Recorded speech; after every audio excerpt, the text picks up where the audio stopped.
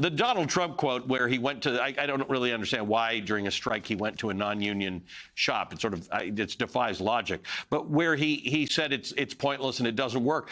And I remember talking to Sean Fain about this, and I remember the UAW strike before that, where they asked for these large wage increases because they said, your companies are profitable, your CEOs take these similar wage hikes. Why can't we, the workers, get them? And people thought it was ridiculous. And then the UAW got their contract. And then and before that, the UPS, the Teamsters got their contract. What do you make of this?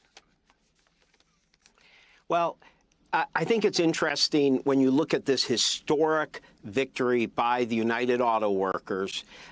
It's interesting to see how much it refutes virtually every single argument from the conservative wing, the most conservative wing of the Republican Party.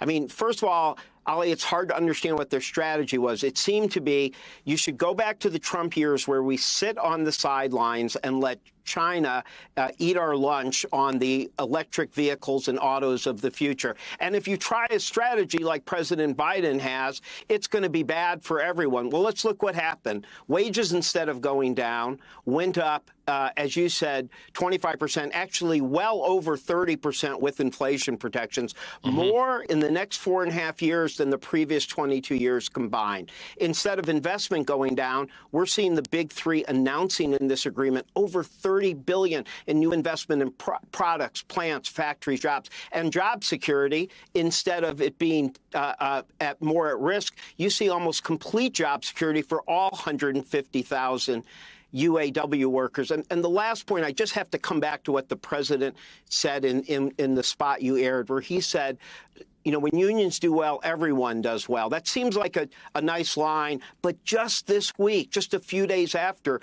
Toyota raised wages, non-union Toyota raised wages 9% and cut the time that you get to the top rate in half. So if you wanted a visceral, clear evidence that when unions do well, they truly build the middle class, you have it. And I don't know what the conservative argument is against the Biden strategy to have an auto future made in America now.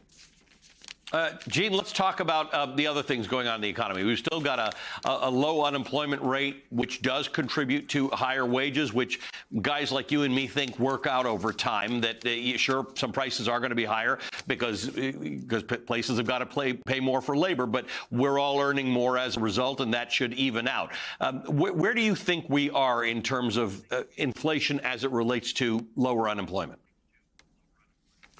Well, listen, I think that what these 3 years are showing is that the Biden strategy of investing in people and doing so in a strong and sustained way pays off. What's it doing? When you get everybody working, it gives a resilience to the economy. It gives a bit of spending power to the economy that helps us survive even the bumps in the road, like the variants from the pandemic or the war. It reduces the amount of pain from long-term unemployment. But look at the benefits that we're seeing. I mean, I just have to mention, 21 months in a row, under 4% unemployment. That hasn't happened in over 50 years.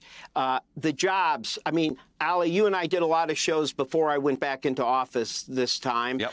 If I had told you during the pandemic that 70% into someone's first term, they would have recovered all the lost jobs from the pandemic and added 4.5 million. But I'll give you one stat too. All of this is happening while the inflation measure that the Federal Reserve looks at the most, which is called core PCE, has been only 2.5% the last 3 months. And think of this, in the G7 countries, Europe, Japan, Canada, United States, in the G7 countries, the United States now has the highest growth and the lowest inflation at the same time.